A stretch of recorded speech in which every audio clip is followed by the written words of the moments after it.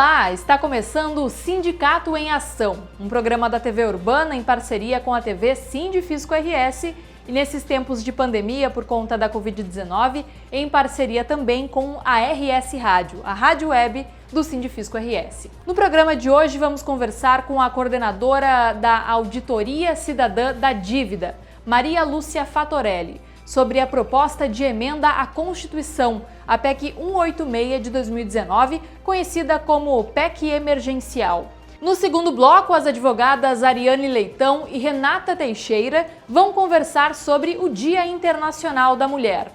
Vamos conhecer um pouco mais sobre a luta feminina no campo dos direitos humanos e as barreiras que ainda precisam ser superadas pelo movimento feminista. Antes de começar, vai lá no YouTube, curta, comente e se inscreva nos canais do Sindicato em Ação e da RS Rádio. A sua participação é fundamental para o crescimento e fortalecimento do nosso trabalho. E agora vamos começar o Sindicato em Ação de hoje. Um ótimo programa e até já! Bom, mas nós vamos entrar então aqui para a nossa pauta de hoje. Nós vamos falar sobre a PEC 186, PEC, a proposta de emenda à Constituição 186 de 2019, né, a PEC emergencial, e quem vai trazer informações e dados para nós e comentar é a Maria Lúcia Fatorelli, que já está aqui no programa. Muito bem-vinda, Maria Lúcia. Muito grata, Everton. Boa tarde para você, para o LAC, para todos os ouvintes aí do programa. Ouvintes e agora espectadores, né, que vocês estão nas redes também, muito bacana, parabéns, uma alegria estar aqui com vocês. Muito obrigado. Bom, a Maria Lúcia Fatorelli, então, como a gente falou no início do programa, é coordenadora da associação, né, a Auditoria Cidadã da Dívida, que é uma associação que é dedicada a esse tema, né, já há bastante tempo. Muita gente já conhece a Maria Lúcia aí das mídias, são tantas entrevistas. A associação, perdão, ela tem um objetivo, entre os objetivos, né, Maria Lúcia, é realizar a auditoria da dívida pública brasileira e exigir a transparência no processo de endividamento brasileiro. Esse é, resumindo aqui, né, o que eu vi ali da ONG. Mas eu queria te trazer aqui inicialmente, que tu pudesse falar como tu estás enxergando, né, essa PEC 186, como ela afeta principalmente a população brasileira de uma forma geral e os servidores do serviço público. Sim, Everton, LAC, é muito importante pautar a PEC 186 aqui para o público em geral conhecer o que está em jogo no Congresso Nacional. Primeiro, gente, que uma PEC, como o nome diz, é uma proposta de emenda à Constituição. É uma modificação que está sendo feita na Constituição brasileira, e jamais poderia estar sendo feita dessa forma. Essa proposta não passou por nenhuma das comissões no Senado, não passou na CCJ, não passou na Comissão de Assuntos Econômicos, foi direto a plenário, não passou agora na Câmara também, e nenhuma comissão, e já está no plenário, já vão iniciar os debates hoje lá. Então, o rito está super acelerado, não houve debate entre os próprios parlamentares e a população também não foi ouvida. Não houve uma audiência pública sequer. E o que nós identificamos é que está havendo uma grande chantagem em relação a essa PEC. Primeiro, ela foi apresentada em 2019, como você falou aí, é PEC 186 de 2019. E desde que ela foi apresentada, ela tem esse nome de emergencial. Então, ela foi apresentada antes da pandemia. Esse título emergencial não tem absolutamente nada a ver com o auxílio emergencial. É um oportunismo nesse momento do sistema financeiro e dos liberais que estão aí, tanto no governo como no Congresso Nacional, de pegarem essa PEC 186, fizeram um novo relatório, um substitutivo no Senado, colocando um valor para um auxílio emergencial pífio, limitado lá a 44 bilhões, o que vai dar um auxílio aí de cerca de R$250, para um número de pessoas muito menor do que o que vinha recebendo o auxílio ano passado, um valor de 250 que não dá para comprar uma cesta básica, porque os produtos subiram muito. Então, olha a diferença de tratamento. o que está por trás dessa PEC? Essa PEC é só para pagar auxílio emergencial? Não, o auxílio emergencial pegou carona agora e nem precisava disso, porque já tínhamos uma autorização do ano passado para pagar auxílio emergencial e temos dinheiro em caixa. Só parados lá na conta única do Tesouro Nacional, nós fechamos 2020 com 1 trilhão e 300 bilhões. Parados lá na conta única do Tesouro. Inclusive, parte do auxílio emergencial com dinheiro da conta única. Por que interromperam o pagamento do auxílio emergencial? Se temos autorização legal para pagar, se temos dinheiro em conta para pagar. Fora todo o potencial de arrecadação, não é? Podemos tributar os ricos, temos várias outras fontes de recursos. Mas já temos dinheiro em caixa para pagar. Por que interromperam? Exatamente para gerar esse pânico, as pessoas não receberam em janeiro, não receberam em fevereiro, a pandemia se agravando. Como você disse, aí estamos chegando a quase 270 mil mortos, fora a subnotificação. Não tem vacina, não tem vaga nos hospitais, estamos com hospitais entrando em colapso em quase 20 capitais do país. E aí cria-se todo esse clima de terrorismo ideal para passar o que está por trás dessa PEC, que é o seguinte: essa PEC 186 coloca a política recessiva. O que é recessiva? É a política que amarra a economia do país. É a política que, em vez de alavancar o nosso desenvolvimento socioeconômico, trava tudo. Trava recursos para a área social, trava recursos para a estrutura do Estado, trava recursos para investimentos no nosso desenvolvimento socioeconômico e também obriga a privatizar, ou seja, diminui o nosso patrimônio público. Tudo isso para produzir o tal ajuste fiscal, que com essa PEC está virando uma política constitucional. Isso é um absurdo.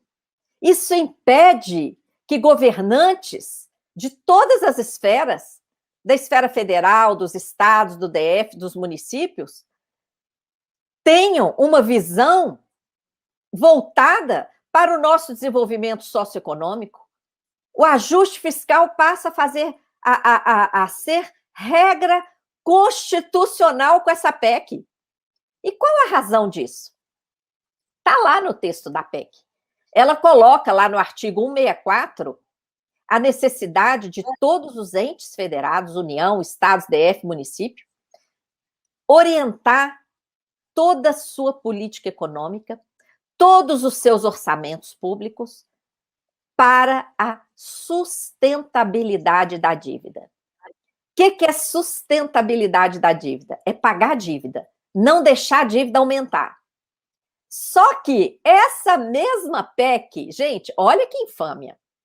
Essa mesma PEC, em outro dispositivo, ela admite a insustentável. Ela admite emissão de títulos para pagar juros. Não tem nada mais insustentável que isso. Então, olha só a infâmia. A própria PEC admite emissão de título para pagar juro, e o Brasil paga juros exorbitantes atualmente. A média de juro paga pelo título, pelo Tesouro Nacional para os títulos da dívida pública está em quase 9% ao ano. A Selic está 2%, mas a média que o Tesouro está pagando é quase 9%. Então, vejam bem, para isso, a PEC coloca, pode emitir título à vontade, aumentar a dívida à vontade, não tem limite, não tem controle, é à vontade mesmo, para pagar juros. Isso, gente, vai fazer a dívida explodir. E aí, em seguida, a mesma PEC coloca a responsabilidade dos governantes de todos os níveis manter a sustentabilidade da dívida, pagar isso. Então, a dívida é gerada para pagar os juros e os outros mecanismos da política monetária do Banco Central, que entra tudo nessa conta do juro, tá? A política monetária praticada pelo Banco Central é suicida e a conta entra toda nessa conta do juro aí. Isso é insustentável. E aí? Coloca nas costas da população, que vai ficar sem investimentos em saúde, em educação, em segurança, etc., a responsabilidade de manter a sustentabilidade de uma dívida que é criada de forma insustentável para atender o mercado. Por isso que a gente luta pela auditoria, Everton. Se fosse uma dívida destinada a investimentos, estava ótimo. Agora, o próprio Tribunal de Contas da União já declarou. Quem quiser assistir o vídeo, entra lá na página auditoriacidadã.org.br, vai lá na busca TCU. Vocês vão acessar o vídeo do representante do TCU declarando aos senadores: a dívida não tem servido para investimentos no Brasil. Ora, se não tem servido para investimentos, para que tem servido? Para alimentar todos os mecanismos de política monetária suicida do Banco Central. Te agradeço por mostrar aí a página da Auditoria Cidadã, tá aí o gráfico que mostra que ano passado a dívida foi o gasto que mais cresceu. Ano passado, a educação perdeu recursos, tanto em termos nominais como percentuais, enquanto a dívida foi o gasto que mais aumentou em plena pandemia. Porque justamente a outra PEC do ano passado, a PEC 10, que foi aprovada, virou emenda 106, também autorizou a emissão de título para pagar juro indiscriminadamente, sem limite, sem controle. Maria Lúcia, pelo que tu estás, né, nos contando e revelando com muita certeza e muita clareza, não importa quem seja eleito ano que vem, não importa de que filosofia, de ideologia no ano que vem, ele não poderá fazer nada, porque tudo está dentro da Constituição já amarrado. Não precisamos ter presidente, não precisamos ter nem eleições, porque está tudo amarrado já e determinado o que os governantes têm que fazer.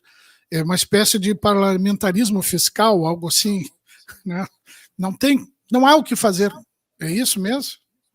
É isso mesmo, Lac. E isso aí já foi definido quando deram o Banco Central, entregaram para os banqueiros, com o PLP 2019, que foi a prioridade número 1 da Câmara dos Deputados neste ano.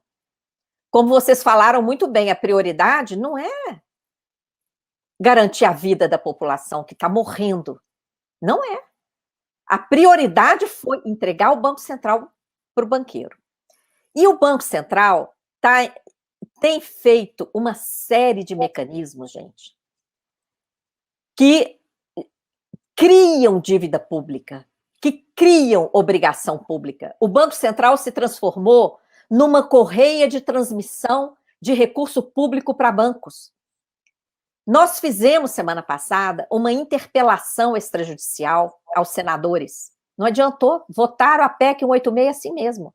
Ontem, endereçamos outro texto, porque o substitutivo foi apresentado tão de última hora que não deu tempo da gente estudar tudo e eles já estavam com a votação agendada. Então, nós fizemos um texto mais simplificado semana passada, enviamos para os senadores. Essa semana o texto já está mais completo. Está lá também disponível na página da Auditoria Cidadã a interpelação extrajudicial que nós enviamos aos deputados. Nessa interpelação tem um quadro de mecanismos, de medidas que o Banco Central usou ano passado para dar estabilidade financeira aos bancos.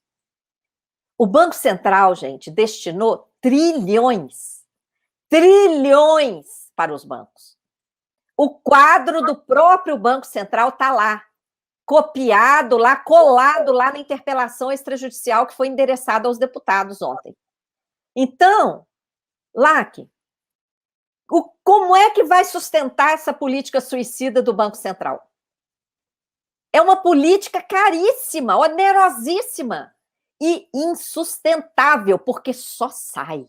É dinheiro estéril, não é dinheiro que vai girar na economia. Pelo contrário, é uma sucção de recursos do orçamento, uma necessidade de recurso tão grande que olha aí o festival de privatizações, tanto no âmbito dos estados como no âmbito federal, para entregar tudo para sustentar essa ganância do sistema financeiro.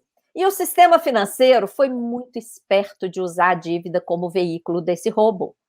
Porque todas essas operações estão aí imbricadas nesse sistema da dívida. E dívida, né, é uma coisa que a população respeita, todo mundo respeita. Então, eles usam a dívida pública para fazer essa transferência de dinheiro público para banco. É isso mesmo que está por trás aí dessa PEC. Maria Lúcia, Lac, perdão, pode ir. Tá, rapidinho. E não dá nem para contar com o entendimento dos nossos parlamentares, porque a maioria não entende absolutamente nada do que está votando. Não te parece isso? Parece sim, Lac, e por isso que vem esse terrorismo de que tem que votar correndo sem passar para as comissões. Até aqueles que têm boa vontade de entender, porque alguns não têm nem boa vontade de entender. São pouquíssimos que estão compreendendo o dano que está embutido nessa PEC 186. Porque não houve debate entre eles, não houve debate com a população, por isso também o mérito dessa interpelação extrajudicial. Eles não poderão dizer depois que não foram avisados, porque aí, nessa interpelação, eles estão sendo avisados. Todos os links, todos os dados estão sendo colocados aí, tanto em relação à PEC 186, como em relação à PEC 32, porque é um pacote, né? Olha como é que o pacote é encadeado. Primeiro, a independência do Banco Central, para o Banco Central ficar livre para fazer a sua política monetária suicida. Mas essa política monetária suicida é muito cara. Então vem a PEC 186, para obrigar todos os entes federados a produzir um superávit fiscal de pelo menos 5% da receita corrente, engessar muito mais do que a gente já vem engessado desde a emenda constitucional 95, a tal PEC do teto, para sobrar mais dinheiro para sustentar esse esquema. E, em seguida, a PEC 32, para detonar com a estrutura do Estado, para sobrar mais dinheiro para esse esquema. Então, tudo faz parte de um pacote só. E os parlamentares, muitos não estão compreendendo isso, outros estão comprometidos com isso. Estão comprometidos com esse modelo, com esse esquema.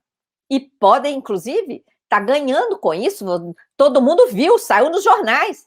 Foram bilhões regados aí na eleição da mesa diretora da Câmara. Está explícito com notícias nos jornais. Maria Lúcia, falavas agora há pouco, falaste em transferência, né? Eu te pergunto, agora há pouco o Estadão publicou que o Bolsonaro talvez possa defender até a desidratação, um pouquinho dessa chamada PEC emergencial, né? Erroneamente, como colocaste aqui, chamada de emergencial.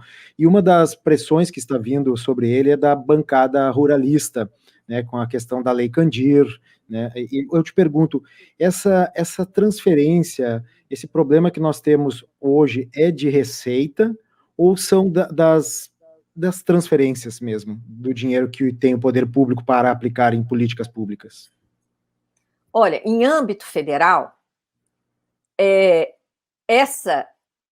tem muitas receitas que ficam transitando diretamente do Tesouro para o Banco Central e do Banco Central para os bancos.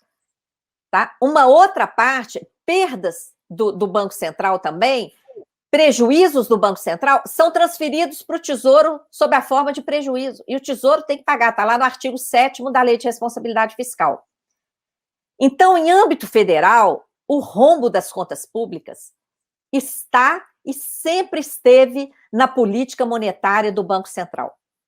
E esse rombo fica cobertado pela dívida pública, entendeu? Como se fosse um gasto com uma dívida que a gente recebeu, que tem que pagar. Não, é rombo do Banco Central mesmo. esse é um ponto. No âmbito dos estados, é um pouco diferente. Primeiro que a dívida dos estados foi uma dívida impactada pelos passivos dos bancos. Mesmo aí no Rio Grande do Sul, que o Banrisul não foi privatizado, uma parte do passivo dele onerou a dívida do estado. E como é que foi feito o tratamento dessa dívida? Juros extorsivos pelo IGPDI, que é o maior índice do país. Esse IGPDI passou a incidir, fazendo a dívida crescer como uma bola de neve, e mais juro de 6% em cima. Então, essa dívida, os estados já pagaram várias vezes, e essa dívida virou uma bola de neve. Olha como é que a dívida é produzida, tanto por mecanismos, não é, financeiros, como esses outros mecanismos que fazem com que ela cresça por ela mesma. E aí a dívida grande é a desculpa para o desmonte do Estado. Essa PEC 186 ainda faz um calote contra os estados e municípios. Porque lá em 1996, a Lei Complementar 87, que é conhecida como Lei Candir, uma lei federal, ela deu isenção de ICMS, que é um tributo estadual. Então, essa lei obrigou a União a ressarcir os estados das suas perdas. Essa isenção seria dada na exportação do agronegócio e da mineração. Então, isso fazia com que os estados se acomodassem com essa isenção espúria, né? Quer dizer, o Brasil vende bem baratinho lá para fora. Esses setores, tanto da mineração como do agrobusiness, ainda recebem uma série de incentivos fiscais. E os estados perdem a arrecadação do ICMS. O que aconteceu ao longo do ano? Enquanto a União vinha cobrando aquela dívida onerosíssima dos estados, vinha cobrando sem piedade, a mesma União deixou de ressarcir devidamente os estados. Os estados foram acumulando um crédito de ICMS em decorrência da Lei Candir e, ao longo dos anos, para resumir, apenas cerca de 10% do que deveria ter sido ressarcido foi ressarcido. Agora, o que faz a PEC? Um calote, não tem mais ressarcimento. Isso vai empobrecer ainda mais os estados. E na hora de calcular o subteto que essa PEC traz, porque nós já temos o teto de gasto lá de trás, da emenda 95. Essa PEC agora coloca um subteto de 95% das despesas correntes. Ou seja, as receitas correntes, que são as receitas dos impostos e das contribuições, taxas, etc. As receitas correntes estão aqui. Quando as despesas correntes atingirem 95% das receitas correntes, faltando 5%, então, pronto, aciona o gatilho. Que gatilho? Suspensões. Isso está vago na PEC, tá? Ela não fala que suspensão. Vai suspender pagamentos, vai suspender concurso, vai suspender uma porção de coisas. Vedações e ajustes. Tudo isso sem dizer o quê? Mais privatizações. A PEC prevê tudo isso de forma vaga, como uma carta branca, ou seja, governantes poderão fazer o que quiser para sobrar esses 5% de receita corrente líquida, que será obrigatoriamente destinado ao pagamento da dívida. Então, nós estamos diante de um arroxo, de um sacrifício fiscal. A China, ano passado, deliberadamente fez déficit fiscal em relação, 3% em relação ao PIB, nem em relação à receita corrente, não, em relação ao PIB. E olha que o PIB chinês é gigante. Eles fizeram esse déficit propositadamente, injetaram dinheiro na economia, impedindo que as empresas quebrassem, impedindo que as pessoas ficassem desempregadas. Estão colhendo os frutos. O PIB da China cresceu 2,5%. E nós aqui, em vez de fazer isso, estamos fazendo o contrário, colocando no texto constitucional uma obrigatoriedade de política recessiva que, como o LAC falou, Qualquer um que foi eleito lá vai ficar obrigado a obedecer isso. Isso é insano.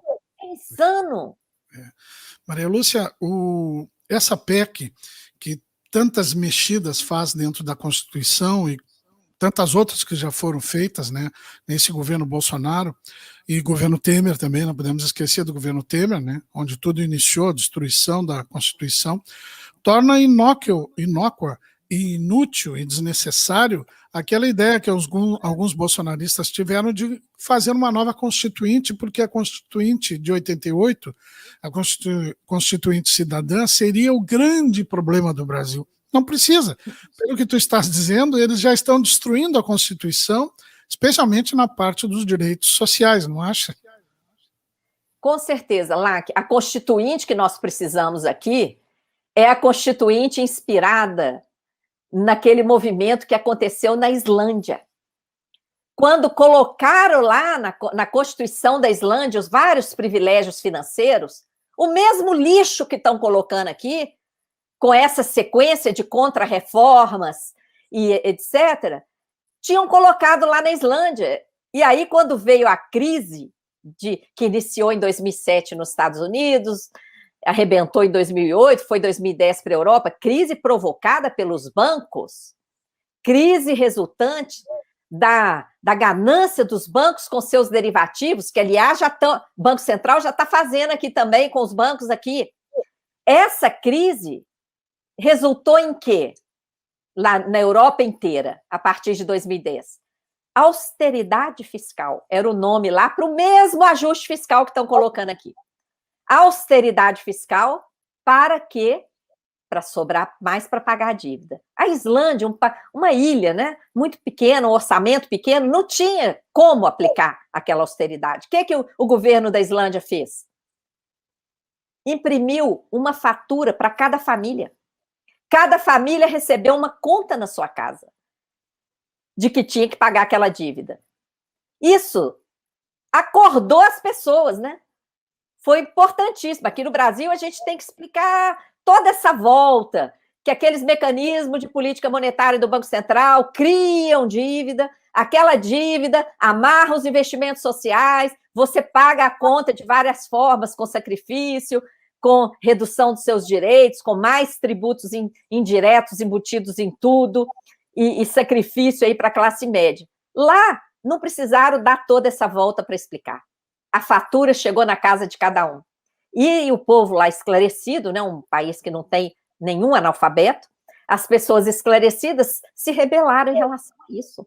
E se organizaram para criar uma nova Constituição livre desses lixos. Eles acabaram prendendo vários banqueiros, outros saíram fugidos do país, expulsaram de lá o FMI, o Banco Mundial. Quem ainda não assistiu, assista. Aconteceu na Islândia. É um videozinho curto, tem até tradução em português. É essa Constituinte que a gente tem que organizar, LAC, para reconstruir tudo isso que está sendo destruído agora, tá? Esses pacotes aí de contra-reformas, desde a emenda 95, e mais, tem vídeo na página da auditoria, a crise fabricada. Assistam lá. A crise que aconteceu ali em 2015, queda do PIB 15, 16, de 7%, e que abriu espaço para essa sequência de contra-reformas, começou com a emenda do teto, a reforma trabalhista, da Previdência, agora administrativa, as privatizações, uma série de medidas que estão lá. Tudo isso, gente, faz parte, tudo isso é decorrente da crise fabricada pela política monetária do Banco Central. Então, quanto mais pessoas forem tomando conhecimento desse mecanismo, que inclusive está sempre usando, né, a dívida pública no meio de tudo isso, isso aí vai acordar mais e mais pessoas e vai nos possibilitar articular o mesmo movimento que foi feito lá na Islândia. Mas nós já vamos aqui abrir a nossa entrevista do programa, trazendo as nossas duas convidadas aqui, a Renata Jardim e a Ariane Leitão, que já estão aqui conosco. Bem-vindas, gurias.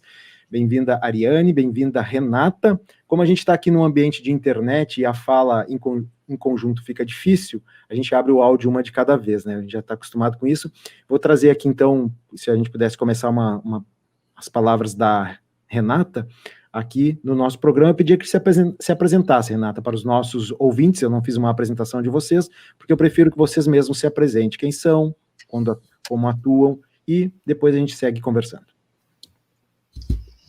Olá, então, boa tarde, a todos e a todas. Eu sou Renata Jardim, eu sou advogada, militante feminista, tenho atuado no movimento de mulheres em Porto Alegre já há bastante tempo, desde a minha graduação em Direito, e atualmente, então, estou na coordenação de programas da TEMES, né, que é uma organização feminista aqui de Porto Alegre. Tá certo. Muito obrigado, Renata. Vamos, Ariane, então, uma breve apresentação para os nossos ouvintes, Ariane. Não abriu, tá fechado o teu microfone. Agora. Deu? Deu. Olá, boa tarde.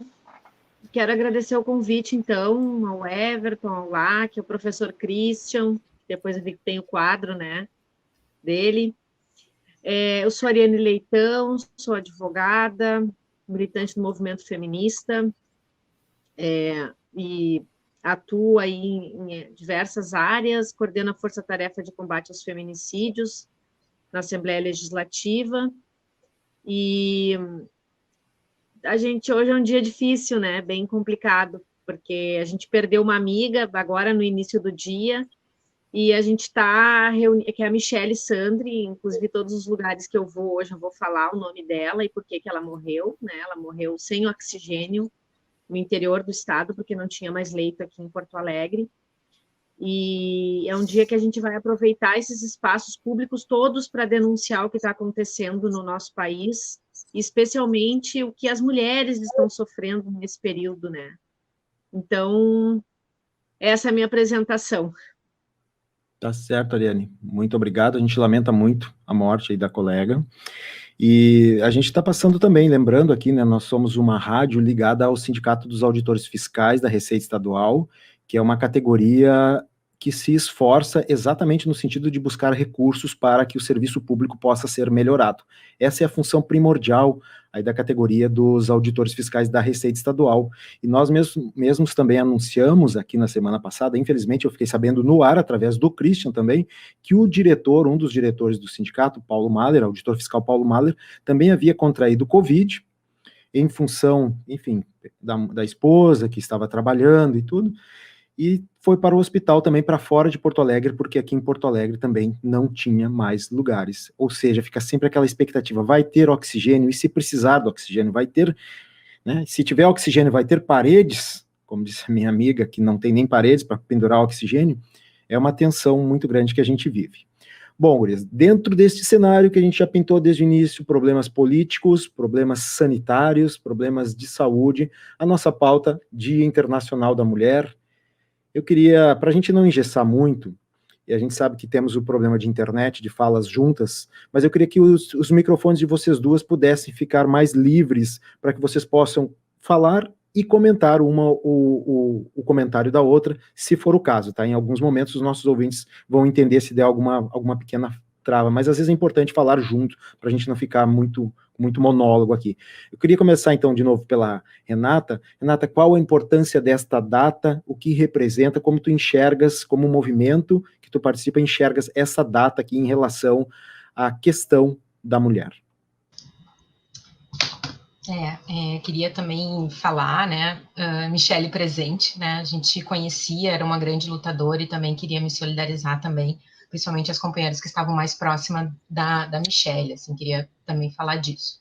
E dizer que essa data do 8 de março é uma data muito importante para o movimento de mulheres, né, no sentido de que ela marca um histórico de luta das mulheres por conquista de direitos. Eu acho que é isso que se revela essa data, né? Não é uma data para comemorar, mas sim para trazer para lembrança o histórico de lutas das mulheres, né? E ao longo desses anos, né, os movimentos de mulheres vêm se organizando para construir os 8 de março de uma forma bastante coletiva, né? A gente tem aí hoje no Brasil um movimento organizado em nível nacional que discute e procura criar consensos em relação às pautas, né, de que a gente vai debater e trazer para o determinado momento que a gente vive, né? E a gente, com certeza, uma das primeiras pautas é a questão, né, da igualdade para as mulheres e, no contexto de pandemia, né, uma garantia de uma política pública efetiva para que todos e todas possam se vacinar, para que todos e todas possam viver,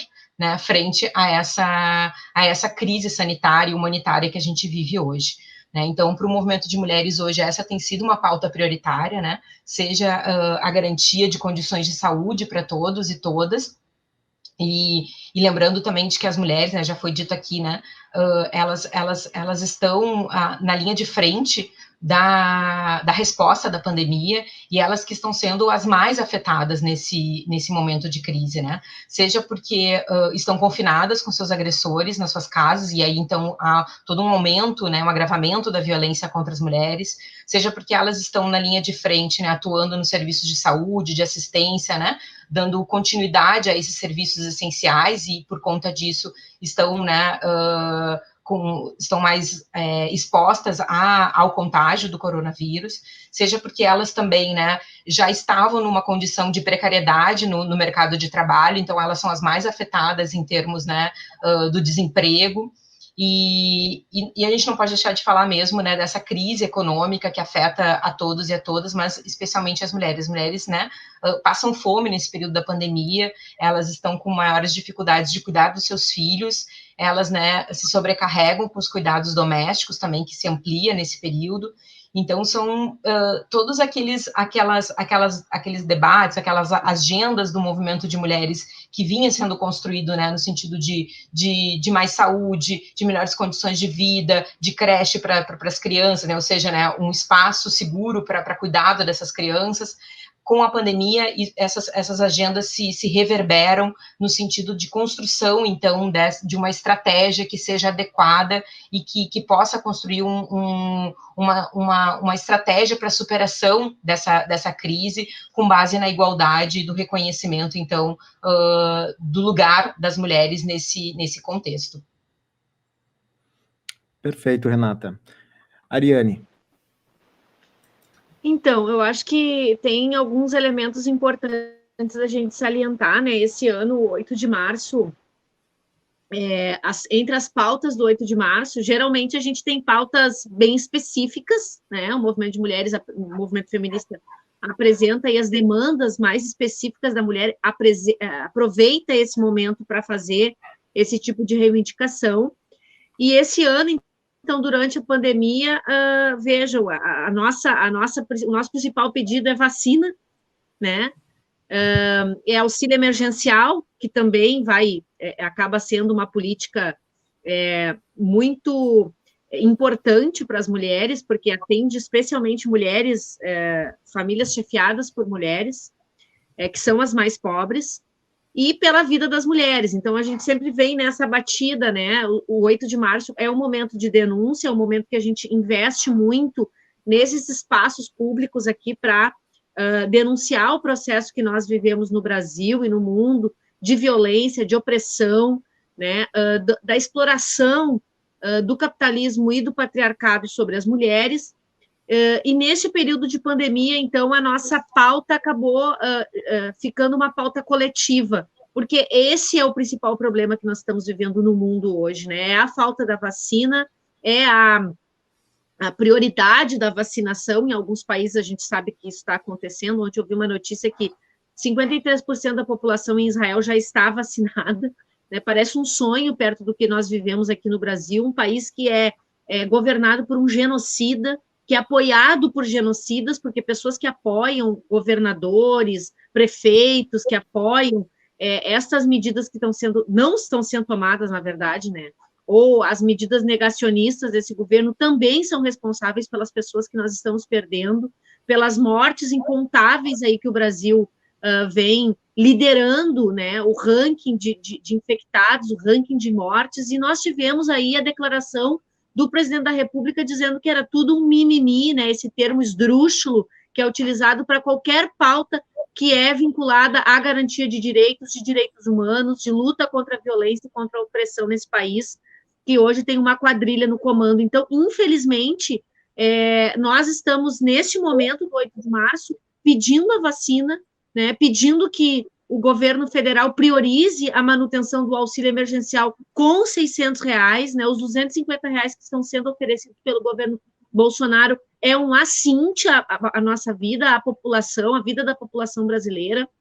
Recentemente, a nossa colega Paola Carvalho, que é também militante do Movimento de Mulheres aqui em Porto Alegre, fez um vídeo, que é membro do comitê aí em defesa da renda básica, um comitê nacional. Ela fez um vídeo mostrando o que se compra com R$250, né?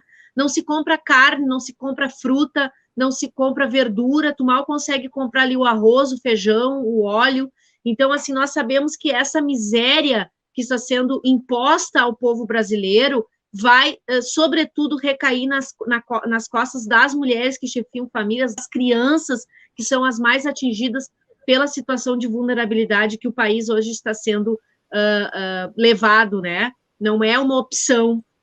O governo está, de forma combinada, levando o país a este caos. Então, essa é a nossa pauta, né? Defendendo a nossa vida, denunciando os feminicídios que vem crescendo, denunciando a violência contra mulheres e crianças. Eu vou insistir muito no tema das crianças, porque não é um tema que está sendo, não vem sendo tocado, e não é tocado normalmente. Nós temos 2.000 crianças vítimas de feminicídio no Brasil. Com quem ficarão estas crianças e com quem ficarão os órfãos do Covid, as órfãs do Covid, né, das mulheres que estão perdendo a sua vida aí, mulheres e famílias, mas sobretudo mulheres, né, que são as responsáveis pelo cuidado, que são as responsáveis pela criação dos filhos e das filhas nesse país. Com quem ficarão essas crianças, né? Num país que não tem nenhuma política de abrigagem, de acolhimento às crianças que estão em situação de adoção. Nós vivemos realmente o caos, né? Nós vivemos uma situação de muita dificuldade, assim, muito pesar, e o mês de março ainda traz aí a morte de tantas companheiras do movimento de mulheres, como hoje a gente foi, não surpreendido, mas foi noticiado para nós, né? Foi pego, não é surpresa, mas nós não imaginávamos que isso ia acontecer com a Michele, que é uma líder do movimento feminista aqui de Porto Alegre, secretária de mulheres do PT aqui da nossa cidade. Então, é uma situação muito delicada e é uma situação que nós precisamos denunciar. Quem sabe o 8 de março comece um levante, né, Renata? O levante contra o feminicídio que nós estamos organizando com o movimento de mulheres e feministas seja um levante em defesa da vacina, em defesa do auxílio emergencial. Sim. E, de uma vez por todas, para tirar o Bolsonaro da presidência da República. Ariane e Renata, eu queria um comentário de vocês sobre se o feminismo é uma pauta da esquerda. Deixa eu explicar por que eu faço essa pergunta. Há umas 2 semanas, um vizinho, eu saía para caminhar com os meus cachorros aqui e cumprimentei o vizinho quando eu vi que ele estava com uma camiseta escrito "Não ao feminismo". E fiquei absolutamente surpreso, porque eu nunca tinha visto isso, né? E até não vou aprofundar muito qual é a religião dele, o que ele acredita, mas é possível imaginar já o que ele pensa. Eu queria que vocês me dissessem, essa é uma pauta de esquerda, o feminismo, ou é uma pauta da humanidade, da cidadania brasileira? Renata, pode... Deveria ser uma pauta universal, né? E no momento em que a gente reconhece, né, que há uma humanidade que todos e todas devem ser garantidos seus direitos, garantidas suas liberdades, né, que foi o que a gente fundou, né, na consolidação do reconhecimento de direitos humanos para todos e todas, né, mas nem sempre foi assim, né, tanto que a pauta, né, de consolidação dos direitos humanos em nível internacional, muito tempo depois dela consolidada, de que as mulheres vão ter voz e vão ter ali o reconhecimento em relação aos seus direitos. Então isso envolve muito mais uma questão cultural e de como que se organizou as sociedades no sentido de colocar as mulheres, relegar as mulheres um papel de inferioridade e de subordinação em relação aos homens. Então isso é uma pauta se a gente realmente reconhece de que todos nós, né, somos livres e devemos ter direitos, esta é uma pauta com certeza universal, mas que encontra enormes desafios e rechaço de pessoas que entendem de que algumas pessoas devem ter mais direito do que as outras. E aí, nesse sentido, eu diria que sim, o movimento feminista, ou a ideia feminista, é uma ideia de esquerda, né? Porque a gente não pode reconhecer de que esses outros movimentos, né, que procuram estabelecer hierarquias, procuram estabelecer privilégios, eles, a maior parte das vezes, não reconhecem as mulheres na sua plenitude. Perfeito.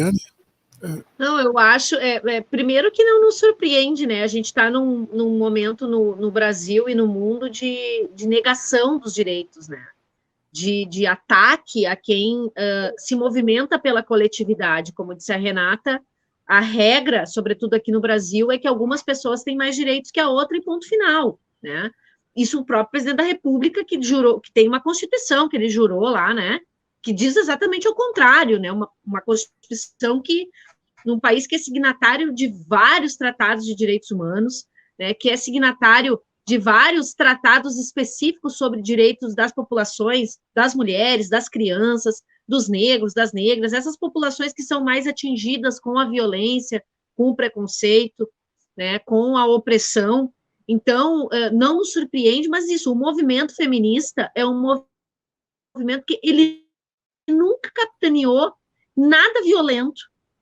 Eu gostaria de entender por que as pessoas são contra um movimento que conseguiu voto, conseguiu saúde, conseguiu liberdade. Então, se as pessoas são contra um movimento que garante direitos, é porque efetivamente essas pessoas não querem que as mulheres tenham seus direitos garantidos, né? E defendem o status quo de opressão.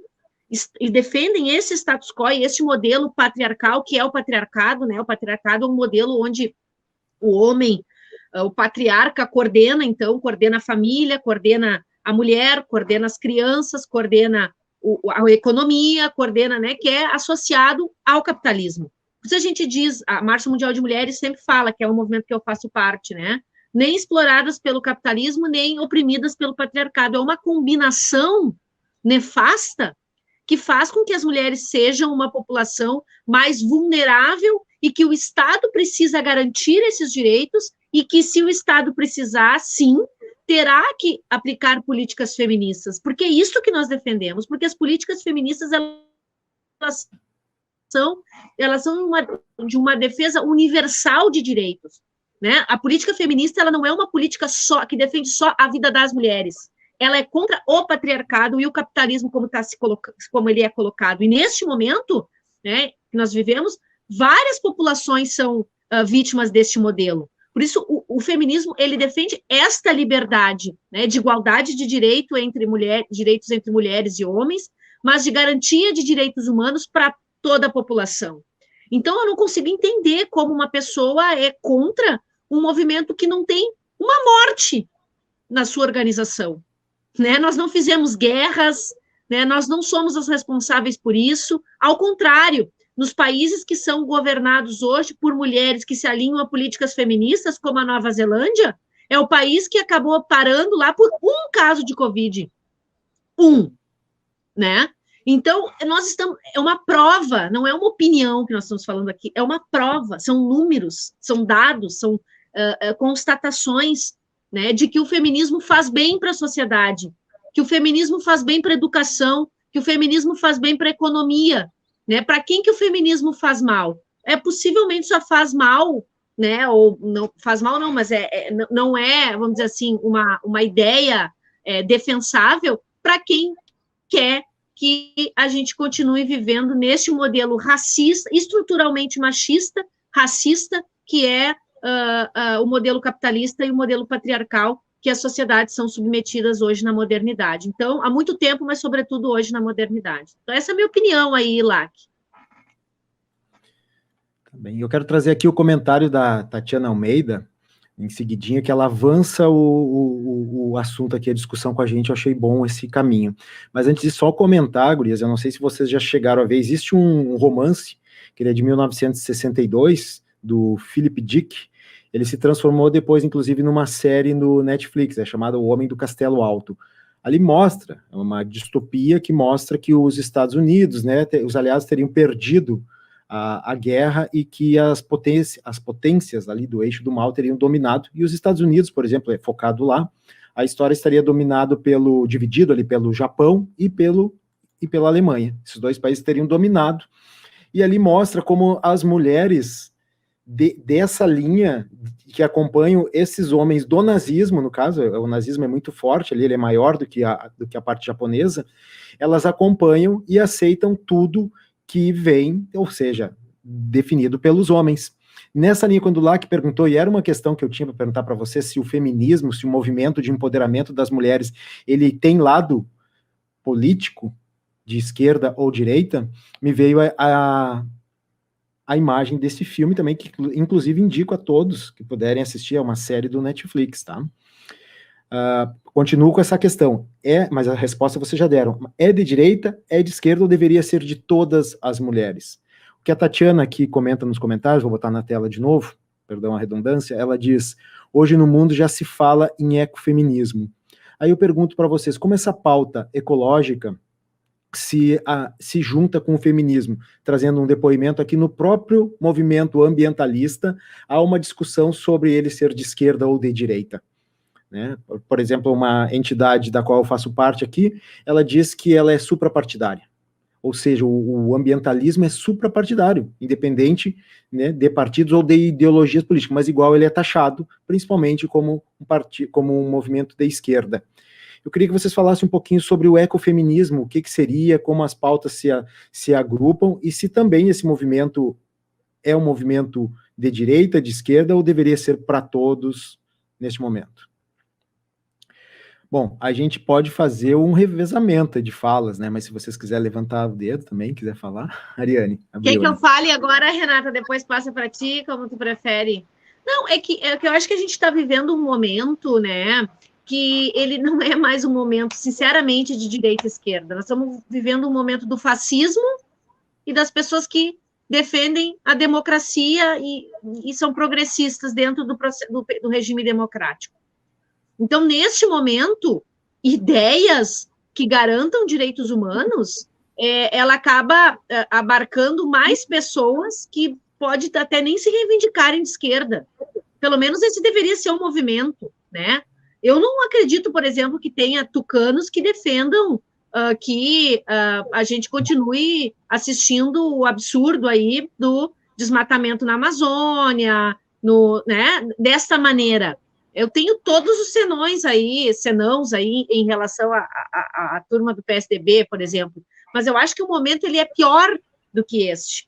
Né? Então, quando fala assim o ecofeminismo, com certeza, né? O feminismo é um pensamento que ele reflete a garantia de direitos e a garantia das riquezas naturais e, enfim, de uma forma muito completa, muito ampla, né? Porque as mulheres estão em diversos locais também nas suas lutas, né?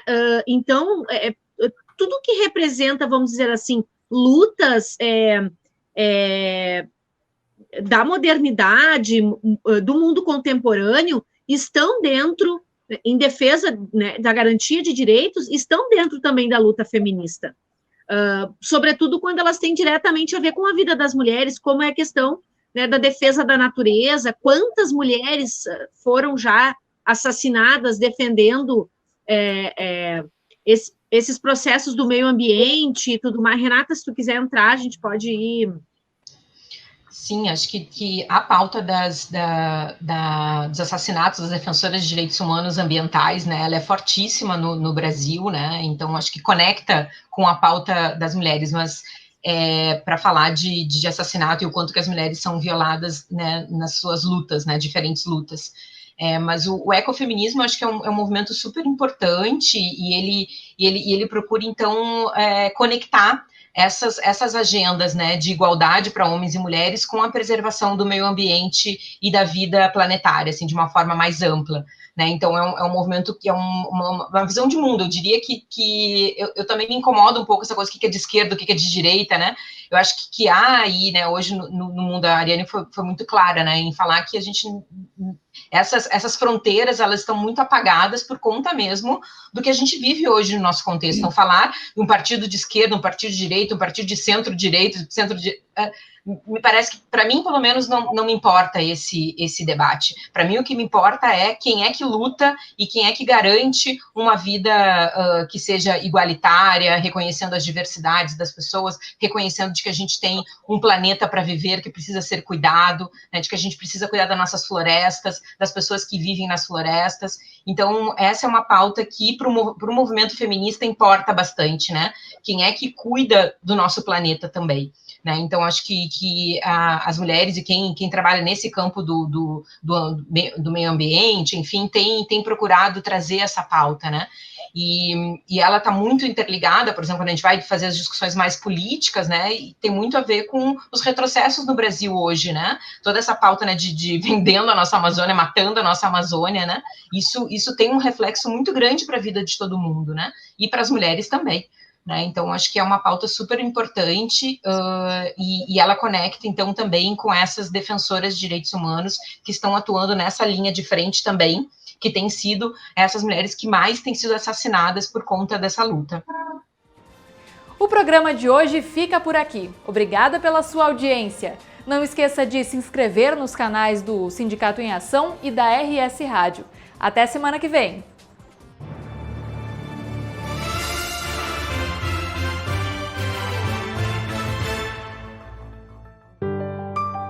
Eu já vi tanta coisa nessa vida. Nasci em 1928. Um ano depois, estourou a terrível crise de 29. Só que eu sou gaúcho e não me abalo por qualquer coisa. Eu sigo em frente.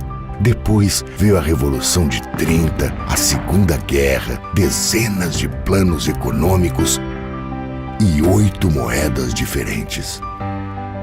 Ao longo desses 90 anos, eu segui firme na minha missão. Inovar sempre para apoiar o desenvolvimento da nossa gente. Eu já vi tanta coisa nessa vida. E é por isso que eu digo, não existe desafio no mundo capaz de dobrar o povo do Rio Grande. Banrisul, 90 anos de uma grande história.